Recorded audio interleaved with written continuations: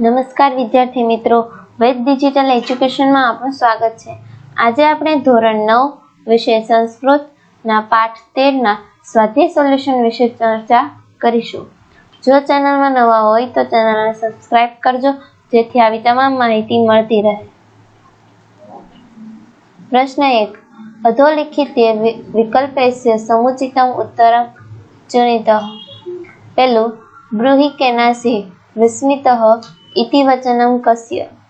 जवाब आवशे बी, विराटेशस्य. बीजू, नरेन्द्रेण महानसे कः विनुयुक्तः? ए, बल्लवः. त्रीजू, कथमिदानीम एव मा हस्यते? जवाब आवशे बी, सावजग्ने.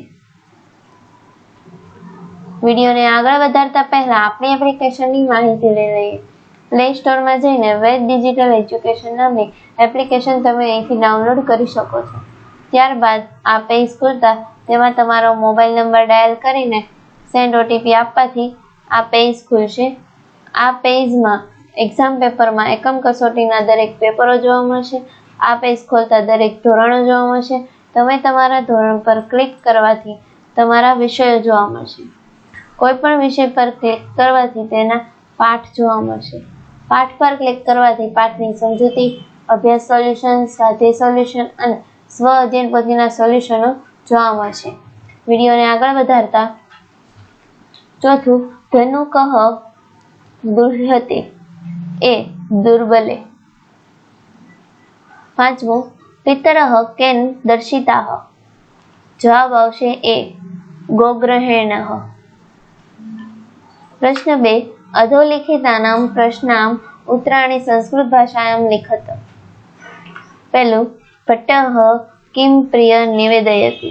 जवाब आवशे भट्टः प्रियं निवेदयति यत् गोग्रहणम् अवजितं धार्तराष्ट्रः अपायातः.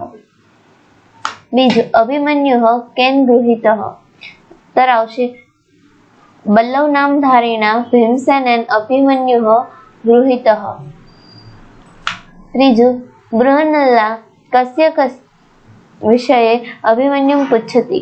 बृहन्नला अभिमन्युं तस्य जनन्या विषये देवकीपुत्रस्य शवस्य च विषये पूछयति. चौथुं, भीमसेनस्य सहजं प्रहरणं किम् अस्ति? भीमसेनस्य सहजं प्रहरणं तस्य भुजस्थः.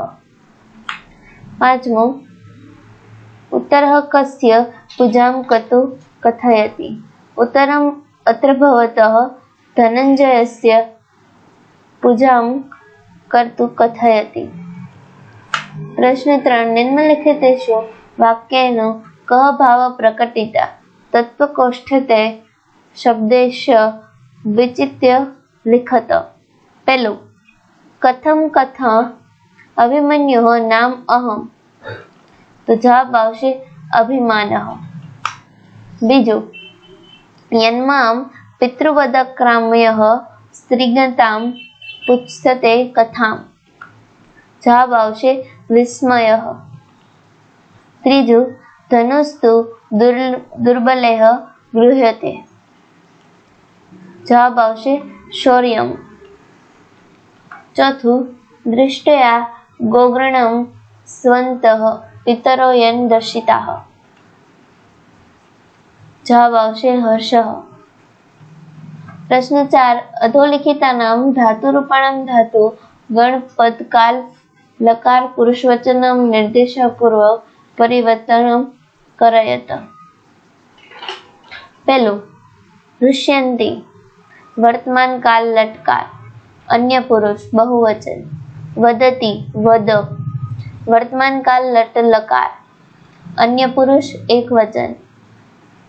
पुच्छसे वर्तमान काल लट लकार मध्यम पुरुष एक वचन. भविष्यति सामान्य भविष्य काल लट लकार अन्य पुरुष एक वचन.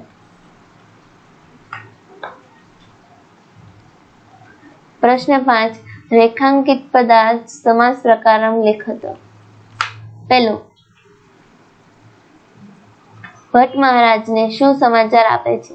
ભટ્ટ મહારાજને આ સમાચાર આપે છે, ગાયોનું અપહરણ થયું તો તેનો સુખાંત થયો છે અને બધા ધાતરાષ્ટ્ર નાસી ગયા છે.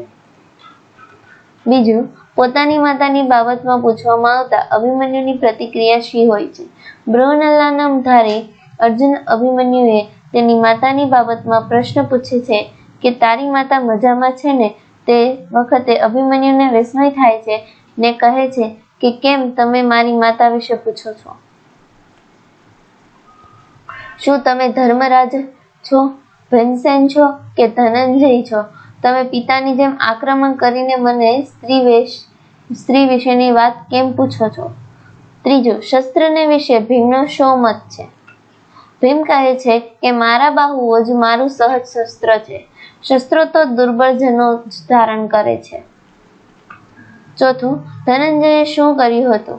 ધર્મરાજ યુધિષ્ઠિરને રાજસૂય યજ્ઞ કરવો હતો એટલે પુષ્કળ ધન સંપત્તિની જરૂર હતી. અર્જુન દેશ દેશાંતર જઈને ખૂબ ધન જીતી લાવ્યો હતો એટલે તેનું નામ ધનંજય પડ્યું.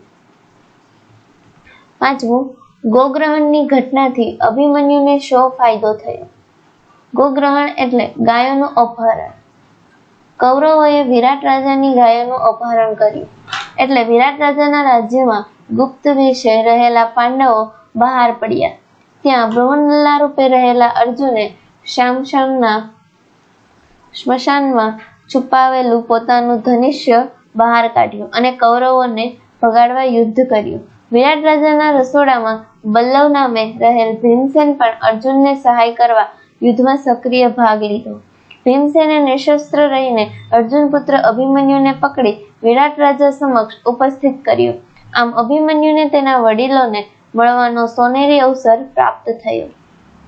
Thank you.